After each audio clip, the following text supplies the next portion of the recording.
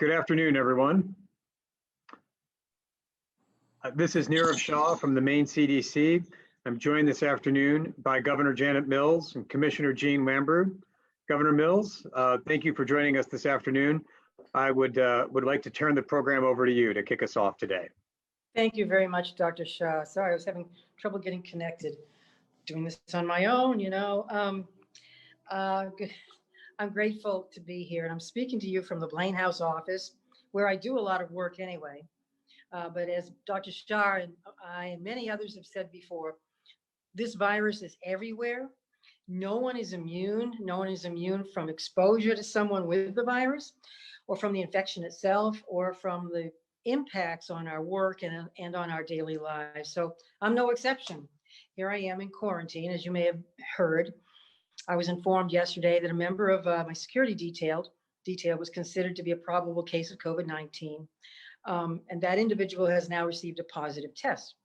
I hope Maine people will join me in wishing that individual, that member of my team, best of health and a full recovery soon. Well, I haven't seen this individual since past Saturday. And while we always wear masks, as he did last Saturday, and while I have no symptoms, I'm feeling pretty well, I'm taking the same steps that we advise everybody else to take when there's been exposure, close contact with someone who may have tested positive, and in this case did, quarantining and getting a test. In the meantime, I'm working away from the State House, keeping in touch with my cabinet and staff regularly, quite a few times a day, working hard on behalf of all of you, reviewing files and documents and talking with everybody regularly. And I'm also watching for any symptoms, which I'm fortunate I do not have.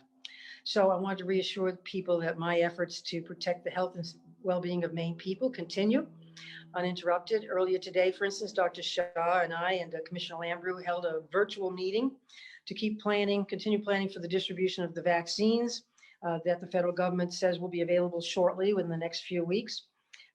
It's a monumental undertaking. Nothing simple about it, especially with the deep freeze requirements of the Pfizer vaccine and the double doses required of both Pfizer and the Moderna vaccines, which we're likely to get sooner. And while I'm thrilled that the distribution of a vaccine is imminent, and it could be here as early as mid-December, Secretary Azar indicated that states will be bearing part of the cost, which is a concern, especially when it comes to training public health nurses and others to administer the vaccine. So we're talking about that. Most alarming, though, the federal government, it appeared to us, significantly reduced the estimate of the number of Maine's initial allocation of the Pfizer vaccine from around 30 to 36,000 to about 12,675 doses. That's enough doses for the initial vaccine for 12,675 people. Far less than what is needed for Maine and proportionally for other states as well. And while these estimates are not quite final, I was on a call the other day with Operation Warp Speed and the Vice President and Secretary Azar and others. And I asked why Maine's allocation estimate had appeared to be so severely reduced. That call, and then other governors chimed in and said, yeah, ours is a lot less than we expected too. And could you just post all of the estimated allocations for all the states in one website? We don't have an answer for that yet. But last week I wrote to the congressional delegation, our congressional delegation, about these challenges and many others in a letter that talked about and urged swift congressional action on a federal aid package. Right now, we're looking in the eye of a perfect storm, it seems to me, and other states agree. The Federal CARES Act funding is set to expire at the end of the year, jeopardizing the continued operation of Maine's COVID-19 testing sites. The availability of rapid testing materials such as the Abbott ID Now, the Binax Now tests are in jeopardy. Critical support, including expanded unemployment insurance for struggling Maine families and direct relief for small businesses, is lacking. At the end of the month, it's going to be, as you know, about 35,000 people are going to lose their unemployment insurance. All this during the holiday season, while cases rise, the number of cases, There's an increase in hospitalizations, increase in the use of ICU beds, and our positivity rate continues to climb. A very concerning perfect storm. While we're planning for all possibilities, including no relief package, additional federal funding will be instrumental to Maine's continued efforts to combat the virus and to distribute the vaccine effectively and fairly, and to chart a course for full economic recovery in the coming months and years. So I'm grateful to Senator Collins and Senator King for their work, in particular this week and last week, to put forward an additional relief package. They have my gratitude, and I sure hope they're successful. Like Congressman Golden and Congresswoman Pingree, they all understand just how important federal assistance is to our state, particularly to small businesses and to those who depend on the benefits that are running out. I hope that other members of Congress nationally follow suit and take their lead and deliver a significant, much needed relief package as soon as possible. In the meantime, let's do all we can to help ourselves, to protect our own health, the health of our loved ones, and the health of our fellow Mainers, please. Again, we sound like a broken record, but I'm here to say, wear a mask, watch your distance, and wash your hands. You know, I like to say, even if you don't believe it's true, if you doubt the advice that we're getting from scientists and doctors, don't take the chance. Why take the chance? Just do it to protect yourself and your loved ones and your neighbors and the rest of the people in Maine you might encounter. I know it's tiring. I know it's difficult. People are getting fatigued. The holidays are upon us. We want to pretend that everything's back to normal. Ho, ho, ho, but it's not. And I also know, though, that the end is in sight. And together we will get through this. We are Maine strong. If we take steps we know that will keep us safe, we can ensure that our kids can go to school and in person and go back to the bricks and mortar schools. And we know that our businesses can stay open if we all stay safe and play it safe. We know that our healthcare workers can keep up if we all do what we're supposed to do. And our families will be able to make it through this holiday season. Please keep the faith and stay safe. Dr. Shah, I turn back over to you, sir. Thank you so much, Governor Mills. Thank you, really very much appreciate it. And before I turn in and go into the nuts and bolts of today's public health briefing, I wanted to take a moment to discuss some of the scientific principles that are at play right now in connection with what Governor Mills mentioned in terms of her quarantine period. We've talked about these earlier on, but I think Governor Mills's experience provides an opportunity to rehash them and touch on them again. So let's start with just one of the most basic bedrock questions, which is, what is quarantine? Well, quarantine is what is used to keep someone who might have or was exposed to COVID-19 away from others. Quarantine helps prevent the spread of disease that can occur before a person knows that they might be sick if they've been exposed to the virus, even before they may feel symptoms. Folks who are in quarantine do what Governor Mills is doing. They stay home, they separate themselves from others, they monitor their health, and they follow best public health practices. I want to be really clear here. Quarantine does not mean that you have COVID.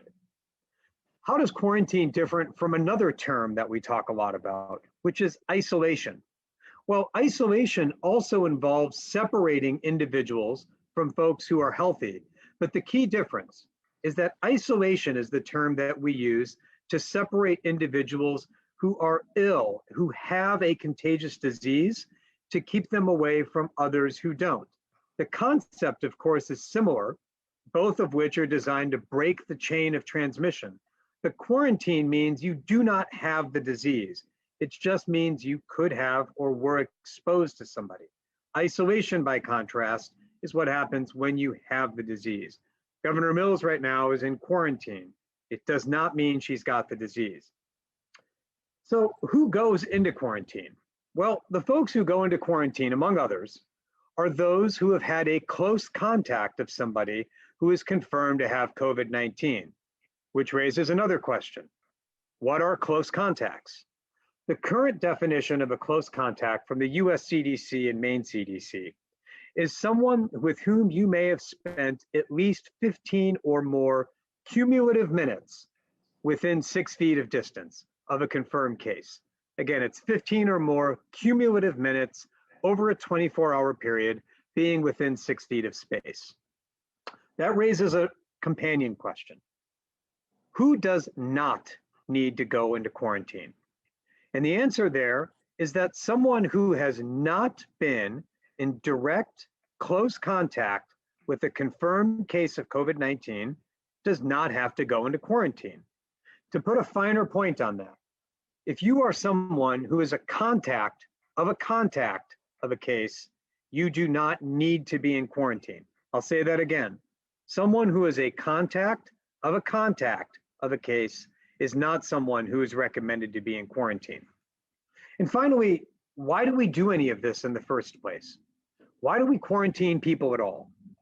And the answer is straightforward. Quarantine allows us to break potential chains of spread and transmission of COVID-19. By placing somebody in quarantine who has been exposed, we ensure that they don't possibly expose others. It's not because they definitely have COVID-19. It's a precautionary, common sense measure to ensure that they don't potentially expose it. What else happens when someone is in quarantine? Well, among other things, they get tested. As Governor Mills has talked about, she's slated to be tested. And depending on the results of that quarantine, in light of some very recent US CDC guidelines, there may be changes that are made. But quarantine at its core is to take somebody who might have been exposed or was exposed and help break chains of potential transmission. I just wanted to take a moment to review some of those scientific principles that are at play right now. Turning to where things stand with respect to COVID-19 right now in Maine, it saddens me to have to begin my public health report on a very, very somber set of notes. Since the last time I spoke with everybody, Maine CDC has received reports of 24 individuals who have lost their lives with COVID-19. We received 20 of those reports just on Monday alone, and an additional 4 reports yesterday. The individuals with whom we are aware most recently from yesterday who have passed away include a man in his 80s from Hancock County, a woman in her 70s from Kennebec County, a woman in her 90s from Oxford County, and a man in his 80s from Penobscot County. Collectively, the 20 deaths that we received reports of on Monday and the 4 additional deaths that we've received reports of just yesterday bring the total number of individuals who have lost their lives with COVID-19 in Maine to now 218. I'd like to take a moment to offer our deepest condolences to the friends, family members, and communities, all of whom have lost lives of their loved ones as part of this pandemic. As we have always done, we wish you nothing but the best as you recover from the loss of your loved ones. May their memories be with you always. Right now in the state, there are a total of 12,208 total cases of COVID-19, an increase of 232 cases since yesterday. Of those, 10,870 cases are confirmed, an increase of 195, and 1,338 are probable cases, an increase of 37. As I mentioned a moment ago, just in the last day, we've received reports of 4 additional individuals who have died, bringing the total number of deaths among individuals with COVID-19 to now 218. And in total, 9,564 individuals have recovered, an increase of at least 205. I'd like to take a second now to talk about outbreaks that Maine CDC has opened up since the last time I've spoken with you. And there are 11 new outbreaks in total just in the past 48 hours. At the landing at Cape Elizabeth, we opened an outbreak investigation after detecting 3 cases. The Biddeford Intermediate School, 4 cases.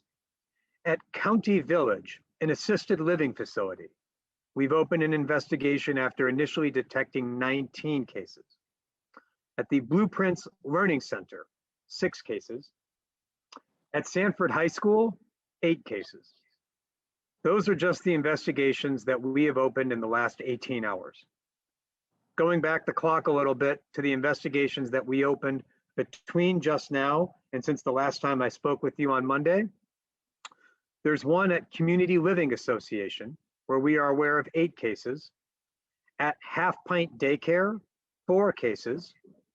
At the Loving in Touch Home Care Facility, or establishment rather, 4 cases. At the Presque Isle Rehabilitation and Nursing Home, 9 cases. And at the Spectrum Augusta, the cable communications company, we've opened an investigation after detecting 3 cases. I'd like to turn next to provide a brief update on where things stand with an investigation and assistance that we have been providing to our colleagues at Island Nursing Home. Again, Island Nursing Home has experienced a significant outbreak, which has been exacerbated by challenges they have had in securing staffing. Maine CDC, the Maine Department of Health and Human Services, and the Maine Emergency Management Agency have been working very closely with the management of Island Nursing Home. Right now, they have a total of 35 residents and 16 staff members who have been affected by COVID-19. I'm also sad to report that they have experienced 3 deaths associated with COVID-19 at their facility. One of those 3 deaths is reflected in the numbers that I have discussed today. 2 others, however, were just recently reported in the recent few hours and will be reflected in the numbers tomorrow. Unfortunately, the situation at Island Nursing Home has been quite a challenge. But again, I'd like to take a second to commend the leadership, not just for their preparation, but for their quick and thoughtful response after having detected the situation.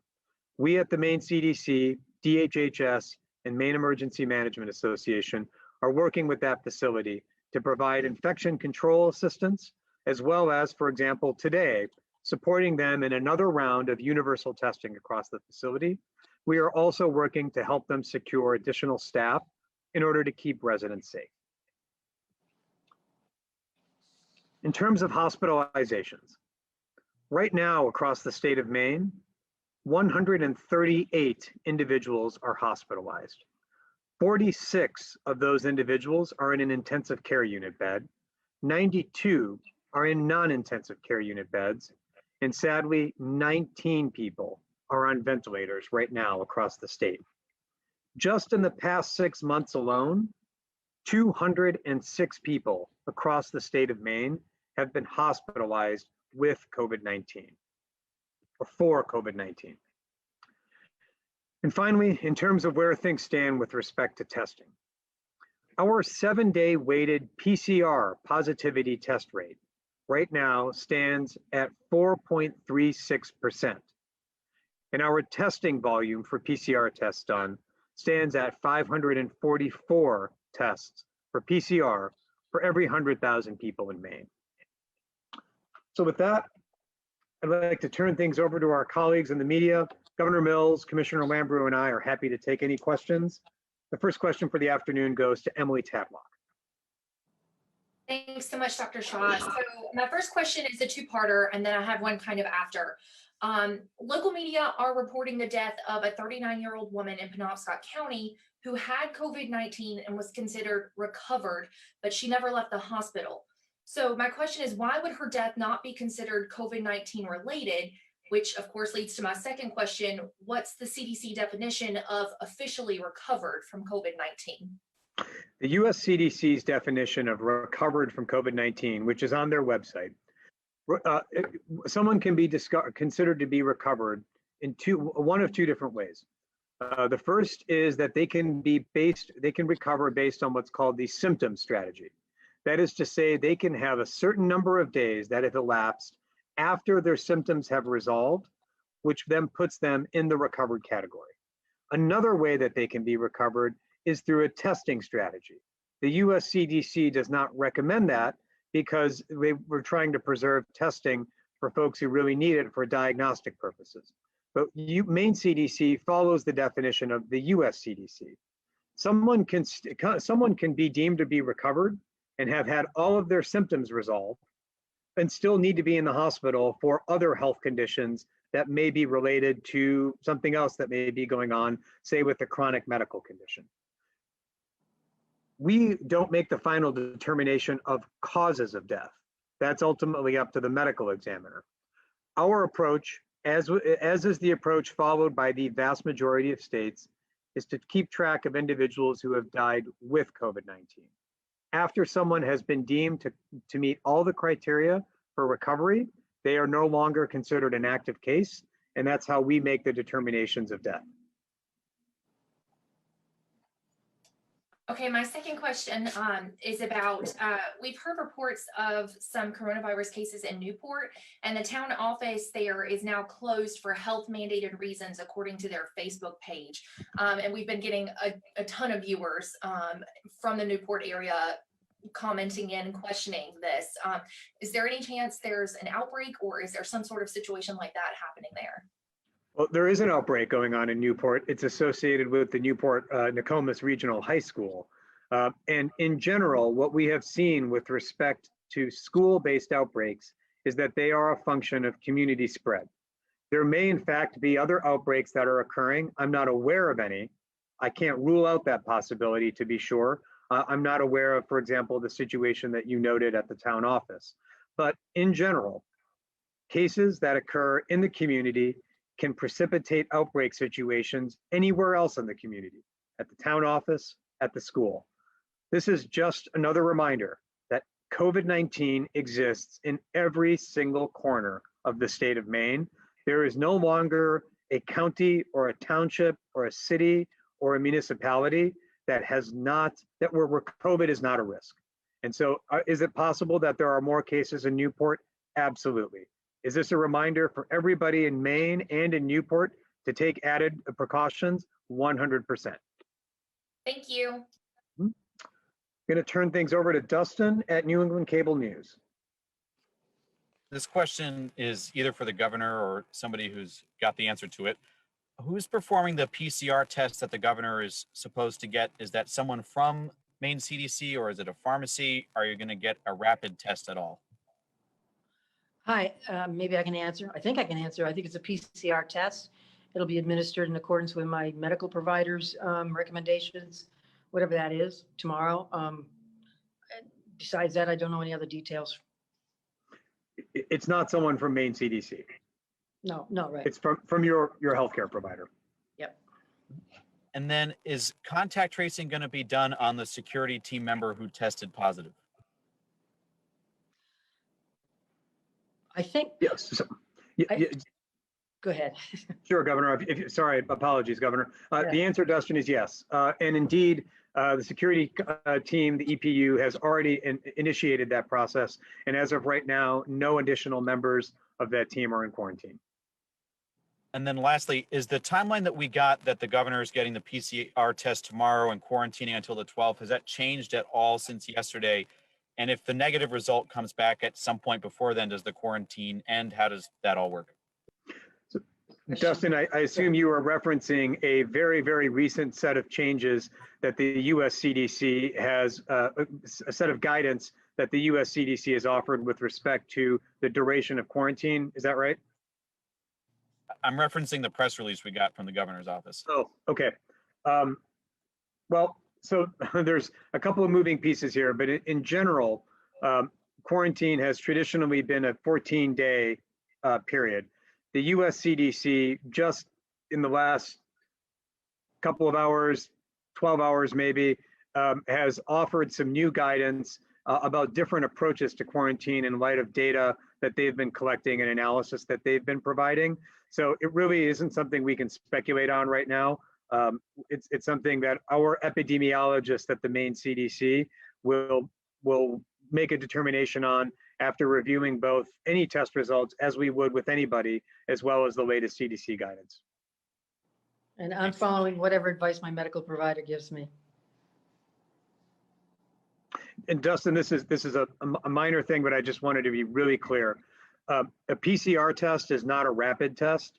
A PCR test is the more traditional laboratory test that occurs at a reference laboratory like the Maine CDC lab or hospital laboratories. It is not a rapid test. Thanks. Going to turn things over to Ashley at WAGM. Hi, Dr. Shah. A hospital in our area says they are experiencing an increase in community transmission. Can you explain what that means and what designates the community transmission label? Sure. Let's first start, Ashley, with what community transmission is.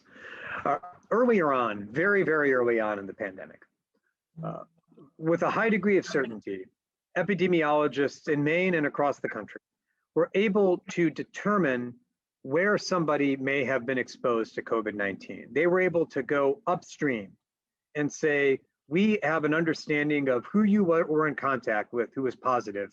That gives us a high degree of certainty as to from whom you got COVID-19 from. But across the country, as well as in some counties in Maine, people were starting to show up, and we as epidemiologists were not able to identify a person or event that they may have been to where it was clear that that COVID-19 was transmitted. That is what's labeled as community transmission. Think about it the way you would the common cold or influenza. Is there a clarity from whom you got the cold from or the flu? Sometimes there is, but not all the time. Sometimes a lot of us just get a cold and we don't recall having been in the same room or in contact with somebody who had a cold at the time. When it gets to that level of transmission, that's what we call community transmission. Community transmission is occurring in every county of Maine with varying degrees of intensity. Early on, the question was if community transmission was occurring. Now the question is to what degree of intensity is it occurring all across Maine?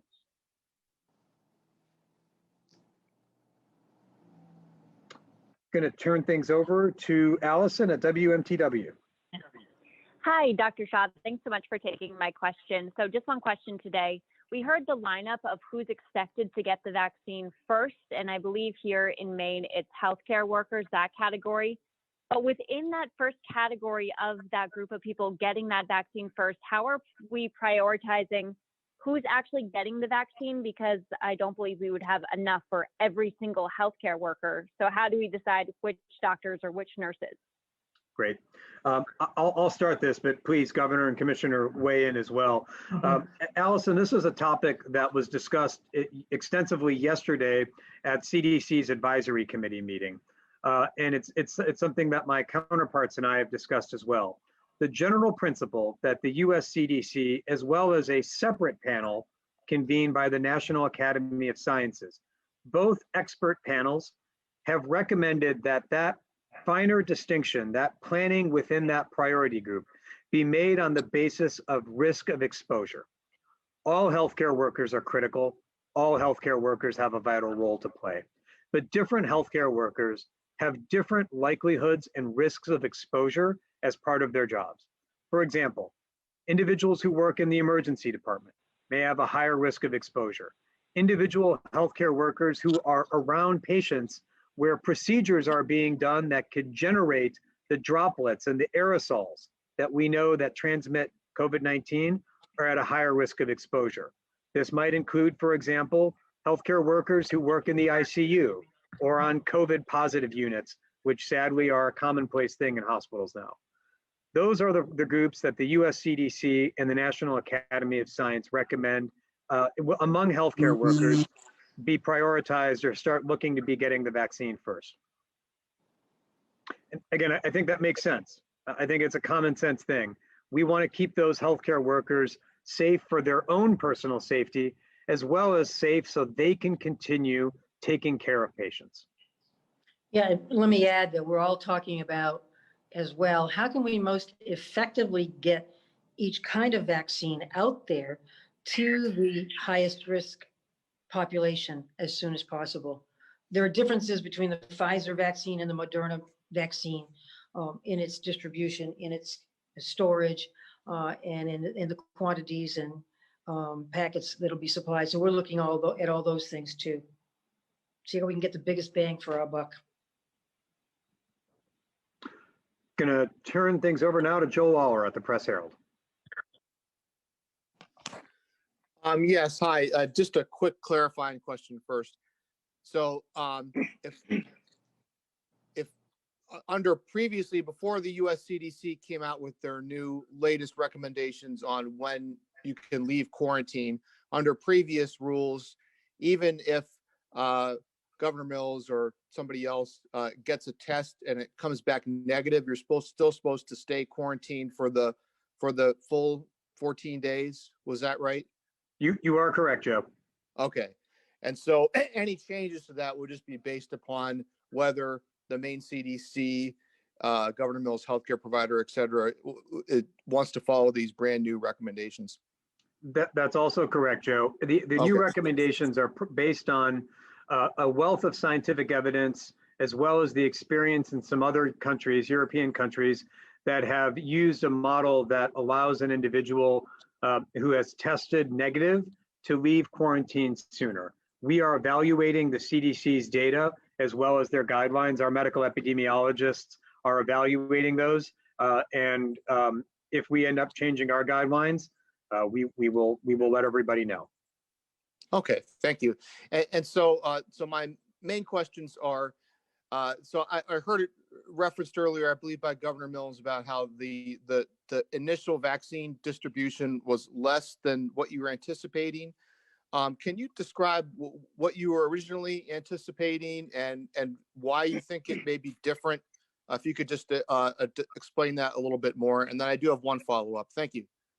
Well, let me just say my calls with the White House and the COVID-19 task force, the White House task force, they've always said they were going to make the initial distributions based on population. So we took our percentage of the whole population of the country and divided that by what we thought the gross dosages would be going out the door, and came up with a lot higher figure than what we apparently are being allocated initially, as did other states. So what I was told on the phone was that they took the population, they did a pro rata based on the population of each state of those over the age of 18. If that makes a difference, that may make a difference, I don't know. And then divided that by the percentage of which your state is part of the entire population of well over 300 million people. We still haven't quite figured out how they got to 12,600 and something, but we're waiting for answers.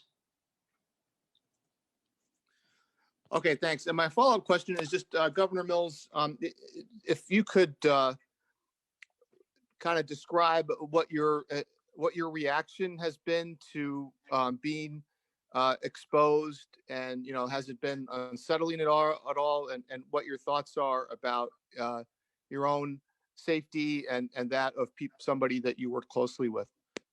Well, first of all, I have the highest degree of respect for all the members of the EPU, the Executive Protection Unit. They are members of the state police, very well trained, very professional, and have a high degree of ethics as well. I trust them, and I trust my staff and my cabinet as well.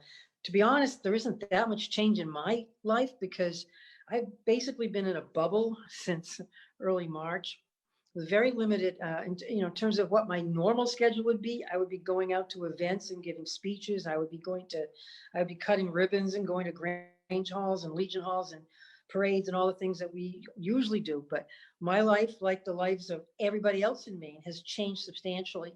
And I drew back in March. When I'm in the office, I usually am in the office at the State House. There's a line around my desk of 6 feet. There is a sort of a duct tape moat that security put out there. So nobody coming in my office comes any closer to me than that line. And I barely leave my desk during the day when I am there. And we have certain finite number of staff people who come into the office, many people still working from home. So my exposure hasn't been that great to begin with. And we have gotten so used to doing cabinet calls and whatnot by Zoom. And I've had no contact, no personal meetings with any legislators or other public officials in quite some time. So I've been in a bubble anyway, just a little tighter bubble right now. Hey, Joe, could I just add something on to what the governor said? This is a scientific point. The notion, we use the word exposed or exposure, and in some people's minds, that could conjure up a notion of contact without face coverings. And I just wanted to be really clear about the definition from the Maine CDC side of what constitutes an exposure. If you were within that close contact period of somebody, even if face coverings were worn, which in this case, as Governor Mills has noted, they were, that still constitutes an exposure. Yeah. Even the wearing of a face covering does not erase the fact that you were within somebody for at least 15 minutes for 6 feet. So I don't want to leave anyone with the impression that if you had a face covering on, there couldn't have been an exposure. And because there was one, it must mean that face coverings weren't worn. Not suggesting you were saying that, Joe. I just wanted to be ultra clear on what the definition of an exposure and a close contact are, even if you've got a mask on. Although wearing the mask does diminish the risk substantially. Definitely diminishes the risk substantially, no question about that. The science is very clear on that, but just wanted to be really clear on that, Joe. Going to turn things over to Blair at WGME. Hi, good afternoon. So my questions are regarding the vaccine distribution. So once the vaccine is available, how long do you project that it will take until the everyday person who falls into stage 4 will be able to get vaccinated? According, Blair, to the US CDC, that process where folks who are otherwise healthy and not as part of one of the priority groups, i.e.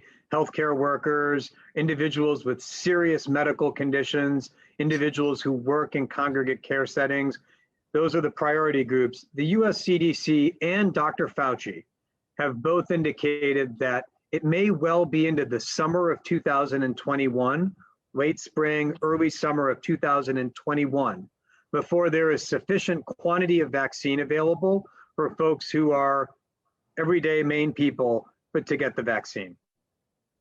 Okay, and I just have 2 quick follow-up questions for colleagues of mine. You touched on it briefly today, but could you explain a little bit more about the new guidelines for quarantining that the CDC released this morning? Sure. We are evaluating those guidelines. We were given a briefing on them last week when they were in draft form. And as you noted, Blair, they have released them now. Our medical epidemiologists are reviewing them. The guidelines contemplate 2 scenarios, both of which are related to quarantine.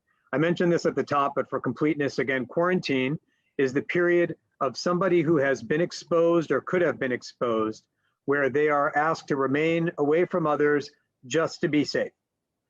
The US CDC has studied a lot of data, plus the experience in other countries, as well as models of COVID-19, and have come up with and have devised 2 alternative strategies.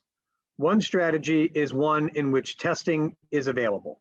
Under that strategy, somebody could, on anywhere from day 5 to 7, after they've been exposed, be tested. And if they receive a negative test, exit their quarantine period sooner rather than the full 14 days. Alternatively, if a test is not available, the US CDC has also studied the percentage of people who go on to develop symptoms not at day 10, but on days 11, 12, 13, 14, at the tail end of what was previously the 2-week period. And they found that it's a very, very small percentage of people. So they are also providing guidance now that recommends that states can, after reevaluate it, also shorten the quarantine period for people who have not received a test. Again, our medical epidemiologists are reviewing that finalized guidance literally as we speak today. We're going to meet, confer, and discuss what's best for Maine. I might add. Oh, yep. I might add that it's a little different scenario when we talk about quarantining in the context of our travel advisories, because there we say either quarantine when you come to Maine for 14 days or get a negative test within 72 hours of coming here. So that's still in effect right now. If you get a negative test within that time period, we have said it's okay. These are for people who aren't symptomatic, who have not had exposure, normal travelers. So it's a little different scenario. And Blair, I don't want, I hate to be super repetitive, but the terms matter. This guidance is for individuals in quarantine who have been exposed, potentially exposed, but do not have COVID. If they've got positive confirmed COVID, that's isolation. That's a different set of criteria. Those criteria have not changed. Okay, thank you. And just lastly, Maine high school winter sports are supposed to begin on Monday with skills and drills. Is that still on target or will there be a delay? So we always are looking at our guidance, but we have nothing new to report at this time. Okay, thank you. Going to turn now to Charlie at the BDN. Yeah, hi, Dr. Shah and Governor Mills. I have one kind of just quick clarifying question and then two questions for the governor. The clarifying one is about the Pfizer vaccine. When the governor said that there were something 12,000 something doses, just to be sure, does that translate to 6,000 something people getting the vaccine because it has to be administered twice? Oh, good question. And we did clarify that. I clarified it the other day on my call, and I think Dr. Shires clarified it with his sources too. And it means 12,600, et cetera, some odd people. It's not, it's the first dose of a 2-dose regimen. So it would be enough to cover the first dose for 12,600 and something people. I think that's correct. And Charlie, what they've indicated is that they will hold the second dose in reserve for us. So from a planning perspective, it allows us to plan for 12,675 people. We are, how do I put this? That's what we have been told. Things have been changing a lot lately, and the proof will be in the pudding. Okay. I did ask that specific question. I know the answer I got on Monday.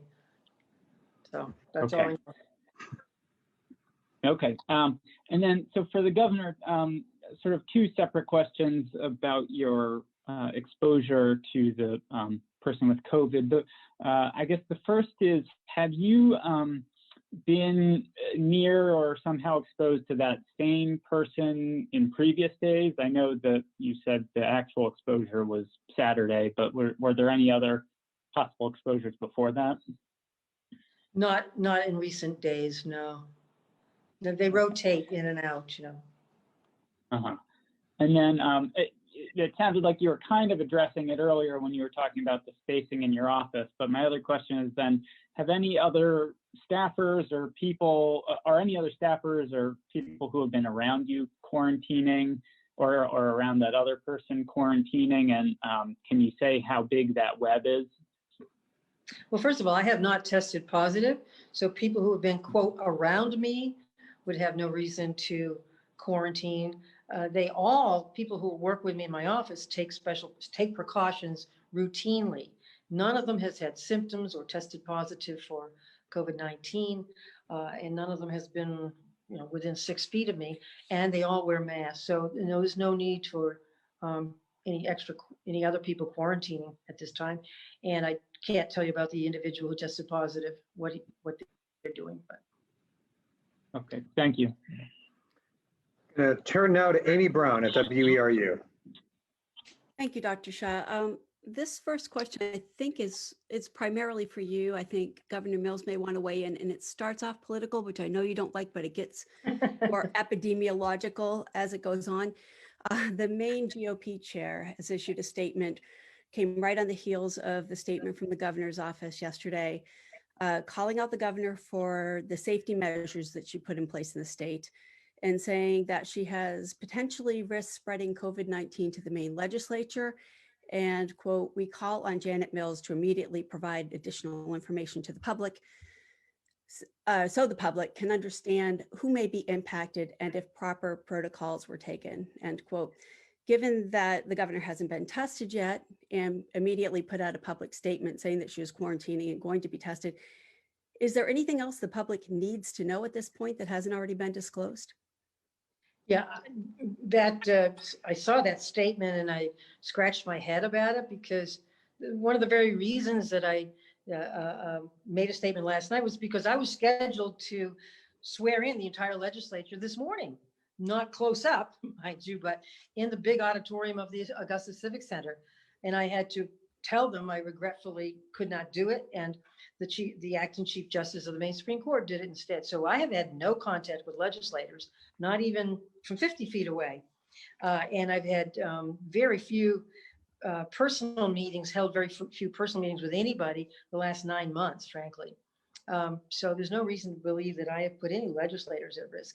And again, in terms of the risk analysis, I think I've explained, even in my office where there's a handful of staff people who come in and others work from home, they keep their distance from me. They wear masks. They wash their hands. We have sanitizer all over the office. They clean and sanitize their own desks and doorknobs and such like. And I think we've done a pretty good job that way. And I will just add that this has never been about politics. It has always been about public health.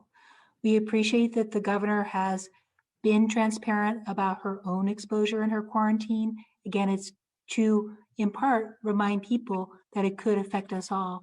But we do ask people to let our public health officials to do their job. And Dr. Shah, there's nothing else that you feel like the public needs to know in order to protect safety?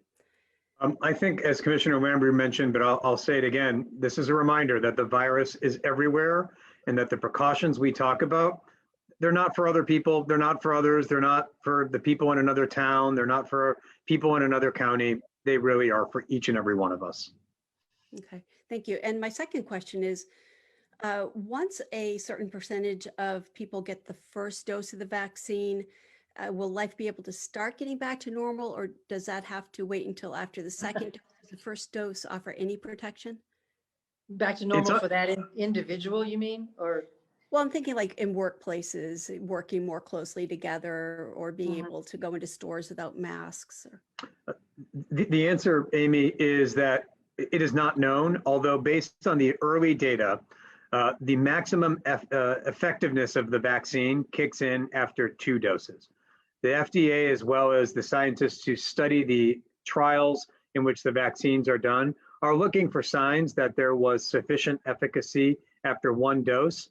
That analysis is underway right now, but every briefing that I've had with a vaccine expert or an immunologist, they've all been uniformly clear that based on the evidence as we know it right now, both doses will be necessary. Great, thank you. I'm going to turn now to Bob Evans. Good afternoon. Governor, there's a growing concern from businesses about the 9 p.m. curfew that is in place and how that may impact this year's New Year's Eve celebrations. Just wondering, has there been any discussion surrounding an exception for that night? we have not talked about New Year's Eve. Honestly, we haven't gotten to New Year's Eve yet in our discussions. It was the furthest thing from my mind.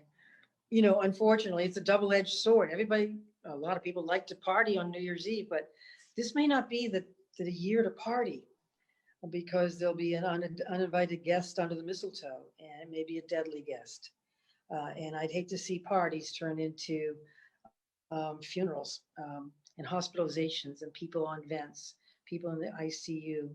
The numbers that Dr. Shah just recited a few minutes ago are not happy numbers. We're better than most states. We're on a par or not quite as good as Vermont sometimes Hawaii, but we're trying to keep this genie in the bottle, because once it comes out, you can't get it back in. And the numbers in the last several weeks have been disappointing. And it means that there is community spread that is extremely hard to control. Only the people of Maine have the opportunity, have the ability and the responsibility to control it by not going to parties. Whether I say you should or not, just don't do it. You know, whether there's an executive order that closes things at 8, 9, 10, or 11 or midnight, doesn't matter. Just don't do it. You know, this is your personal responsibility, your social responsibility to keep these numbers in check, to keep your loved ones and family and neighbors healthy. because people are losing their lives. And we all have that responsibility, no matter what any governor says or does, or what any executive order says or does. Understood. Commissioner Lambrew, how much money did Maine get from the CARES Act, and how much is left, and what are the plans for it? Actually, the governor may want to weigh in as well. Yeah, that's sort of a question for Commissioner Figueroa, because you're talking about the CRF funds. We go over that routinely and try to see where we're at. We're under pressure to push out the remaining funds, whatever there is left. We've spent a lot, and it's on our website, the actual breakdown. We spent a lot to replenish the unemployment trust fund so that those taxes don't go up. We spent a lot on schools, over 300 million on schools, helping them in various ways be able to stay open and stay safe. And we have used a lot of those funds to help with healthcare workers and first responders and public safety individuals, to help with hazard pay in some areas, and corrections and whatnot. So there's a great variety of things that we have used it for. And we use it for testing, of course, and PPE to a large extent. I can't tell you the exact number of dollars that are left, but we're under pressure to spend every dollar before December 30th, according to the current Secretary of the Treasury, Mr. Mnuchin. All those monies will be subject to audit and have to be out the door, expended before December 30. So if I had my druthers, the unemployment checks would continue into January, into the cold weather months when job availability tends to go down anyway. If I had my druthers, I continue the rental assistance program that we've used that money for, continue that into the cold weather months and help people with heating and rent and whatnot, and continue to help with food supplies through the 250 odd food banks and elsewhere across the state after the holidays, when food supplies do tend to dwindle and get pretty scarce. Understood. Yeah, I'll just add very quickly, we are excited though, as part of this, to open two new opportunities. One is for healthcare providers, hospitals, nursing facilities, large behavioral health providers, et cetera, who haven't previously gotten relief. That application portal is open until December 10th. We also announced one for hospitality, restaurants, bars, other businesses, particularly hard hit by COVID-19. Because of the power outages in Maine yesterday, we delayed the start of that application process to today, but we're really excited to be able to, in these last days of the availability of this funding, help those sectors really hardest hit by COVID-19. Dr. Shah, I'd hate to leave you out, so I have one quick one for you. In yesterday's report, there were 10 people listed from Androscoggin County who died, but I know some of those were reported with a delay due to the holiday weekend. But is there any connection in the 10 people in Androscoggin County? Yep, Bob, we've been looking into that. We're not aware of any unifying theme amongst those individuals. What we have seen across the state of Maine is a number of individuals have passed away because they were part of outbreaks that have been occurring in, say, long-term care facilities. But no, there wasn't a single unifying theme there. It's also, this is a data-related note, but I'll just mention it really quickly. I'm going to say this, but please know it does not diminish the agony and the anguish surrounding these deaths. But these are reports of individuals that Maine CDC has received. Their date of death may have been in the 72 or 96 or 100 plus hours before they were reported to Maine CDC. It wasn't all within the preceding day, but again, that doesn't discount the agony and the anguish of their deaths and the impact it has on their family, but it wasn't all within a single 24-hour period. Thank you. I'm going to turn things over to Ross at the Maine Monitor. Hi, thank you for taking my question today. So Somerset County now has the second highest death rate per capita in the state, behind Waldo County, which had most of its deaths early in the pandemic. Can you say a little bit about what might have contributed to Somerset's rising death rate, and what, if anything, this tells us about how COVID-19 is spreading throughout the state? Sure, Ross, in very similar, in keeping with the spirit of Bob's question as well. We have taken a deeper look into those sad facts.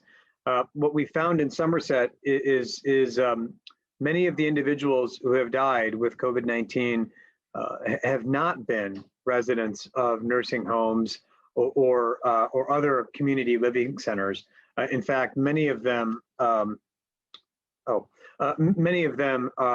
were individuals who passed away and were community members, but not associated with congregate living. And so we are looking more deeply into that to try to determine whether there are other unifying factors, whether there is, for example, just in a demographic sense, an older than average age in certain counties, and whether that could be generating more individuals dying. We've got one of our junior epidemiologists trying to take a deeper look at that. And I want to apologize. I misread my paper. I called you Ross, not Rose. My apologies. No problem. Thank you. Going to turn over to Patty White at Maine Public. Thanks, Dr. Shah. With the recommendation from the US CDC to move nursing home residents and staff into the very top priority tier for a vaccine, is Maine now going to bump up this group to the front of the line from phase 1B to 1A? And if so, who would get priority, given that we aren't going to have enough doses for everyone in that first batch? Yep, this was a topic of discussion. It has been for the last 18 hours. Governor, do you want me to kick that one off, or? Sure. I mean, it's all a matter of numbers, Patty. We want to be sure on how much of the vaccine we're going to get. Makes a difference if we're talking about 6,000 people or 12,600 people, obviously. We think we have clarity on that, but that's sort of a basic number to have. And then, again, the different variables, logistical concerns about how the vaccine may be transported, getting it out to nursing homes versus getting it out to other facilities such as larger hospitals. Those are the things that are under discussion right now. Patty, again, just to pick up on where the governor mentioned or left off, it's under discussion. Our current thinking is we're balancing a number of variables, one of which is that nursing homes across the country, as well as in Maine, have been areas where there have been a high number of cases, a high number of outbreaks, a high number of hospitalizations, as well, sadly, as a high number of deaths. So we want to start focusing on them, but we also recognize that keeping healthcare workers safe, particularly hospital-based healthcare workers who are taking care of those patients who are transferred from nursing homes, is equally critical. I think our approach in general is going to be to start moving on both tracks in parallel, but use risk as our guiding principle. Again, not all healthcare workers have the same risk of exposure, and not all, say, long-term care facilities have the same baseline risk of having COVID. Right now, we're trying to determine whether we can figure out those employees in which hospitals, as well as nursing homes that have higher risk, and start our processes there. With the higher risk, would that be tied at all to geography in terms of, higher case rates? It could be a function of community transmission rates, as well as the composition of who's working in them. We're also working and talking with colleagues across the country to see how they are operationalizing these twin goals of long-term care facility residents and staff, as well as healthcare providers, for example, those in hospitals. We're trying to get a better sense of how to operationalize both at once. There's also timing considerations. I won't go into that too much now, but the mechanism under which nursing home residents will be vaccinated in partnership with pharmacies has some very unique timing elements that we're also taking into account as well. Okay, thanks. But the bottom line, Patty, is simply how can we get the most number of vaccines, most doses of vaccines out the door as quickly as possible to the highest risk people in our state as efficiently and fast as possible. The bottom line. Got it. If I could ask one other question, actually, it's a few quick questions just about the vaccines. So did we ask for 36,000 doses of the Pfizer vaccine? And then when can we place another order? And have we placed orders for the other, like Moderna? Patty, I'll start and then again open it up to others. But you used an interesting verb there, ask, and there hasn't been much asking. We What's the have point? we have been informed about what our allocation will be, and even though our federal colleagues use words like order, what that really means is just providing them the addresses for where we would like them to ship the vaccine, where we pre-identified ultra cold storage sites. So it hasn't been asking as much as it has been planning for what we are told we will receive. If we're going to ask, Patty, we'd ask for 2.6 million doses right now. Find a place to put them. But You were ask them expecting to- 36,000. Well, We based were- on the estimates based on population of what we were told the entire distribution was going to be nationally, the first initial distribution. And for a brief period, that was the number that appeared on the dashboard that we where Operation Warp Speed reports our allocation to us. It then dropped. We're starting to ask harder questions. First of all, chief among them, what happened? And specifically with respect to Maine, did any state get what they were initially told, or even more than that, i.e. is Maine getting shortchanged? And then of course, is the theory then that the initial allocation will be smaller, but the allocations will be more frequent, such that in the end it will be the same? If so, then why did that change? Either way, we want to make sure we have all the facts, and we're asking those hard questions. And I will just say, when I brought the question up on Monday's call with the White House task force, other governors then chimed in with the same questions. They wanted to know, is anybody else getting shortchanged? Is one state getting, favorable treatment over another? Vice President Pence and others reassured us that this was all based on a rational pro rata formula. Thank you. And the final question for the afternoon goes to Patrick Whittle. Thank you very much to all three of you. I have a couple of questions. The first for Governor Mills, the members of the Republican Party have said that they would like to see the emergency declaration rescinded sometime soon, and sort of a change in approach to policy about the state's handling of the pandemic. They've also asked for a little bit more information about your own exposure to the virus. Do you have any responses to those questions?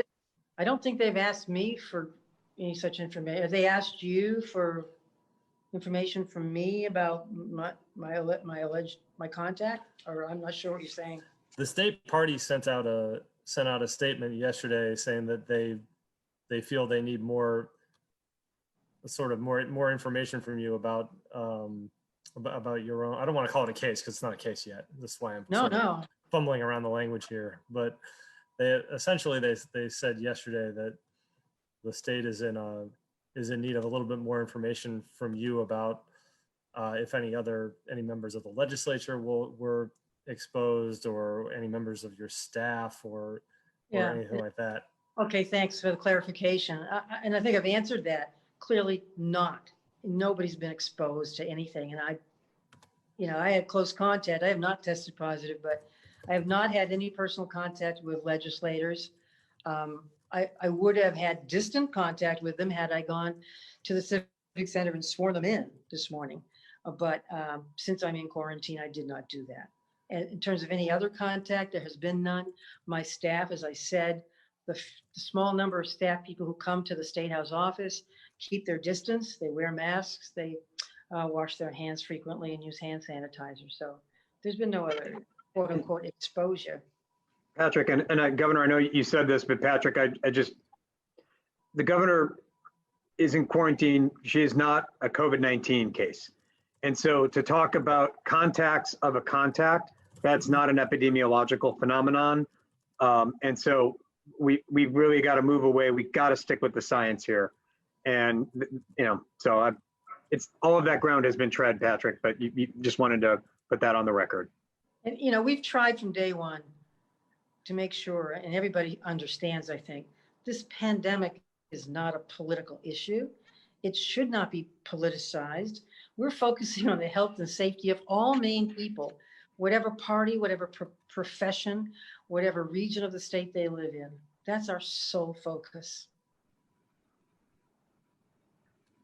Great. And regarding the emergency order, it was just renewed relatively recently. I'm assuming the declaration Yeah. of a state of civil emergency. Yes. What about it? Do they want me to rescind it? I'm not sure what they're asking. They're essentially asking for a chance to provide more public input into it, and they would like more legislative involvement in the process, is what they said yesterday. Okay, I didn't know that, but I mean, they're welcome to contact my office, and if they feel that there's no longer an emergency, I'd be happy to hear the evidence, if they have factual evidence to that effect. The fact is that nearly every one of the 50 governors has done the same as I have done, Republicans and Democrats. The fact is, if we didn't have a proclamation of a state of civil emergency, we would forfeit significant federal help, federal financial assistance, and the coordination that we've had with other states. I'm not about to forfeit that. And I'm not about to let the people of Maine down by pretending that there is no emergency ongoing, because there is. Just listen to the numbers that Dr. Shah has recited. Right. I know this is kind of a lengthy call, but I do have one more. I'm wondering where we are, Dr. Shah, with respect to gloves, gowns, respirator masks, N95s, and so on, because we're seeing around the country that the stockpiles are either low, or there are some states where they're the wrong size, they're too large for most female healthcare workers, and so on. And I would love to know where Maine stands in regard to that. Absolutely, Patrick. We will get you the latest inventory counts for all of the PPE that we have, as well as what we have shipped out as well, which I'm proud to say is now in the multiple millions of pieces of PPE. I won't recite all of the PPE inventory numbers for a number of reasons, but we will get those to you ASAP. I get a report on them every single day. And I will say, Patrick, you're right. Nationwide, we have seen reports of concerns about supply of PPE. We have spent months making sure that we can not only satisfy the current needs that healthcare providers have of PPE, but also ensure that we're building up a stockpile so we could satisfy future needs as well. That process has not stopped one bit. And we'll get you the current numbers of everything. Okay, those would be great to have. Thank you very much. You bet.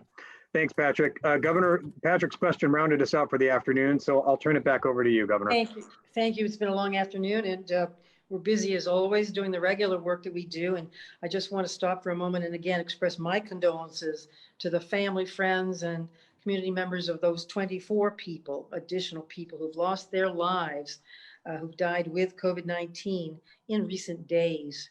My heart goes out to them. It really does. And in terms of immediate needs, I want to again express my appreciation to Senator King and Senator Collins and the 4 members of our congressional delegation. They are working hard to bring the U.S. Senate in particular together behind a package. There isn't a governor in this country that doesn't believe that more financial assistance from the federal government is absolutely critical. As we go into the winter months, we're going to need funds to help train and pay for vaccinators, people to administer the vaccine. We're going to need money surrounding the vaccination distribution itself, and funds for economic recovery, more PPE probably, and more testing. We're running out of testing supplies. We don't know what's going to happen after December 31st.